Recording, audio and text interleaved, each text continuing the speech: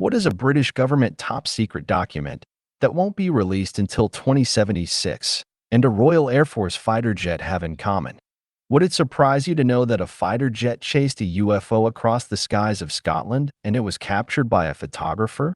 Well, let me tell you this mysterious, obscure story which has all the features of a sci-fi movie. The Calvine UFO. Back in the 1990s, the Royal Air Force flew a range of different warplanes from Tornadoes to Jaguars.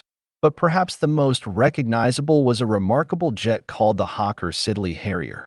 The Harrier was made famous for its deployment during the Falklands War in 1982, when it took on the full might of the Argentinian Air Force.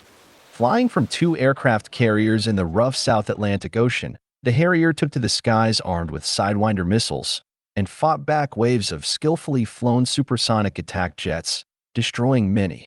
Originally designed to fight in the European arena against Russia, the jet was built to land and take off vertically without needing a runway.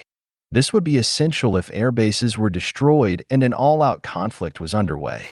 Thankfully, it never came to this, however. The Harrier went out to serve for the U.S. Marine Corps and would line the decks of American amphibious assault ships like the USS Wasp. It would also be used in Afghanistan, where it could fly low and fast. However, the Harrier did have its limitations, and relative to other interceptors, it was slower and couldn't fly supersonically. On August 4, 1990, two chefs from a local hotel in Scotland were out hiking on the edge of the Cairngorm mountain range. As they were enjoying the beautiful Scottish scenery, a massive diamond-shaped flying saucer, 100 feet in length, was hovering in the sky. It appeared to have no means of propulsion and no plumes of smoke emanating from any part of the object. Perhaps the scariest observation of the craft was that it was totally silent. This scared the hikers, who hid in bushes for safety to avoid detection. Then in the distance they witnessed two Harrier jump jets were flying at full speed to intercept the object. One of the men took a photo of the incident showing a Harrier in hot pursuit.